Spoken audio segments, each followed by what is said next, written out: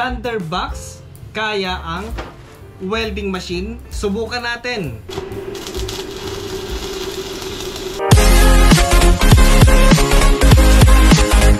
Pero palagi kong sinasabi na hindi pwede kasi nga 3,000 watts lang siya.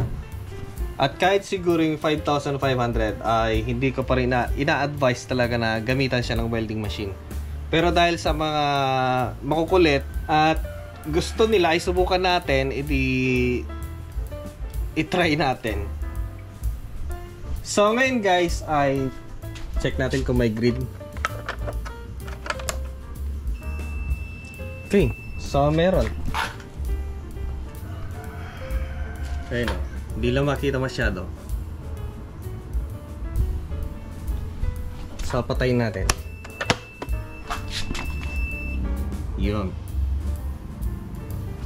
Ngayon, nakasaksak dito sa output ni Thunderbox. So, ito yung susubukan nating mga welding machine. Tatlo yung susubukan natin. So, siguro yung mga manlalaki, hindi na kasi nga, talaga hindi niya kaya. 3,000 watts lang siya. So ito malilit lang. Ito try natin si 250 Pro. Then 400 yata to. Then ito guys ay nasa 6 kVA na to. Ito naman nasa 7 kVA. At sa tingin ko dito nasa 6 lang to. Subukan natin sa MIG, subukan natin sa stick welding dito. Para masagot na natin yung matagal nilang tanong sa atin kung pwede ba si Thunderbox, yung mga inverter na ganito. Okay, prepare lang natin. Then, eto muna siguro susubukan natin bago yung stick welding. Si Thunderbox kasi, nasubukan ko nang na-short yung kanyang output. And eventually wala namang nangyari sa kanya masama, kundi nag-shutdown lang siya, nag-protect, namatay yung kanyang output. Then pag inon mo ulit, meron ulit. Ito gagamit tayo na extension, kahit sabihin nating malapit, para kahit paano meron siyang shunt. Magiging shunt yung kanyang wiring. Ito, extension. Kasi yung sinasabi kong na-short ko noon dun sa kabilang bahay, so medyo malayo na siya.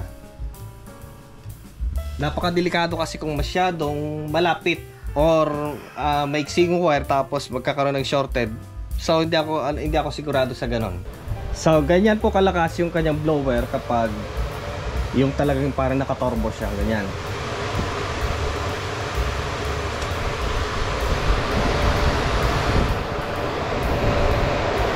Hindi ko pa nalilinis yung air in nya, medyo marumi na yata.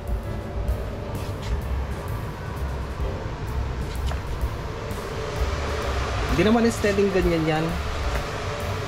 Syempre kung mataas yung load mo or kaya malakas yung harvest, ayan, malakas yung kanyang tunog. Pero pag mababa yung ano mo, yung load or mababa yung harvest, mahina lang yung tunog.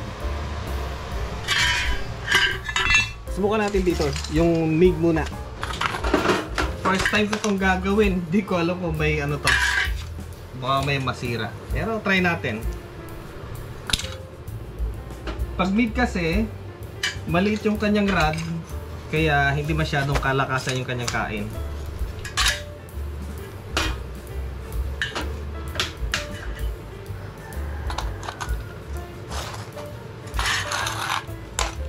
So yun guys, oh, nakapatay yung grid natin. Ulitin natin.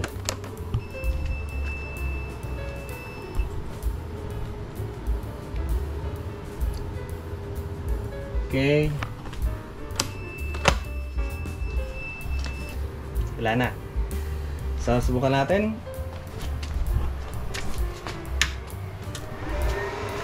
Si Day, nakapatay po Nakapatay din yung kanyang AC.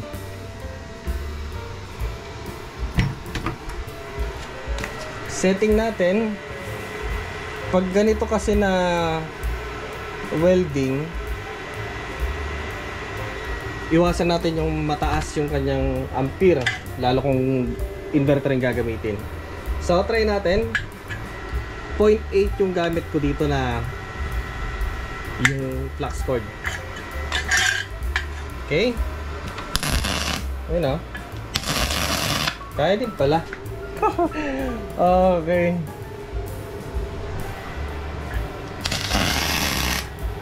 Gusto kong pakita sa inyo yung kanyang wattage. Okay?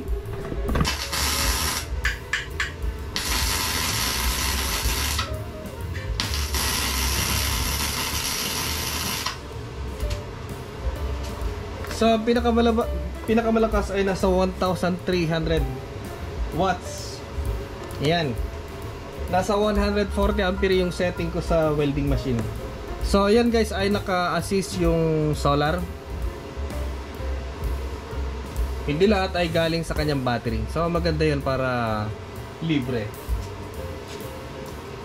Itaas ko pa yung itataas ko ulit yung ampere hanggang siguro try ko ng 200. Check natin kung tataas.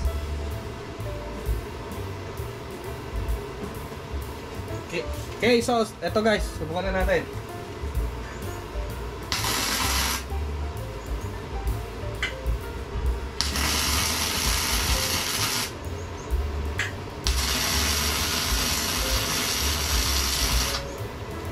Okay, so mababa lang na pala, nasa 1,600 lang naman pala.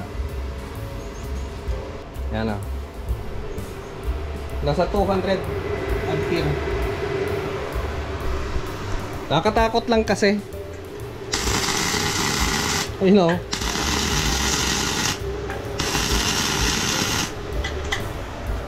Ito yung plug ko guys na direct sa grid. Ito yung output ng inverter. So dadaan na dito sa breaker dito. So dadaan na dyan. Try pa natin hanggang taas na yan, 275. Oh, sarap. Nasa 2,000. Ipa. Nasa 2,200 watts. Parang lang siya pala, parang yung induction cooker or yung tawag dito yung infrared, yung kain niya. Subukan naman natin sa welding machine na ganito. Si Bulinggit 250 gagamitin natin. 60-30 na yung maliliit.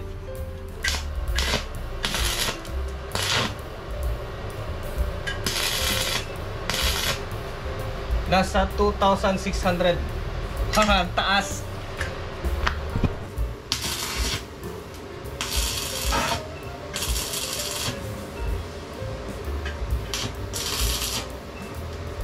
Ilipat-lipat na lang natin. So, maririnig dito sa mismong Thunderbox na may tumutunog sa kanya.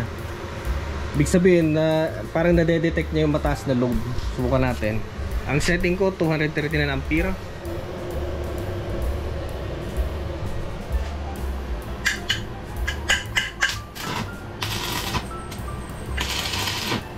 Ayan. Rinig niya yan.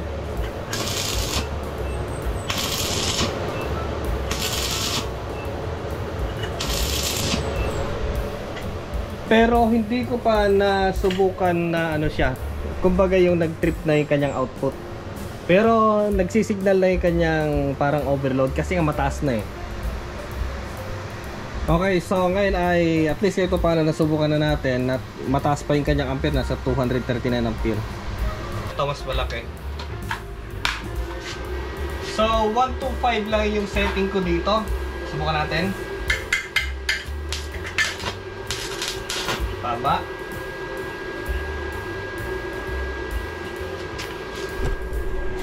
Nasa 156. 156. Sa inverter pa rin natin.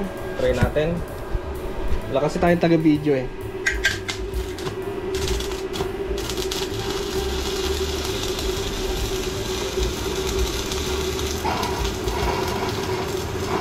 Butas na.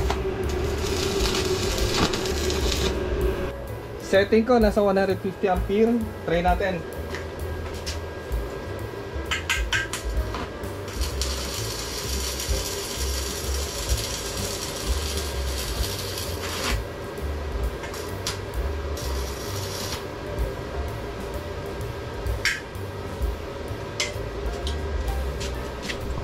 Okay, so kaya guys, nasa 1,800 lang naman pala. So yan guys, kaya naman niya, pero for me, not advisable na gamitin siya as a generator for welding machine. Ayan, kasi nga ay nasa 3 kilowatt lang siya. Tapos yung gagamitin natin, ang kanyang maximum power ay nasa 7 kVA. So medyo tagilid tayo dyan. Ano pa yung gusto nyo subukan natin? Pasubukan.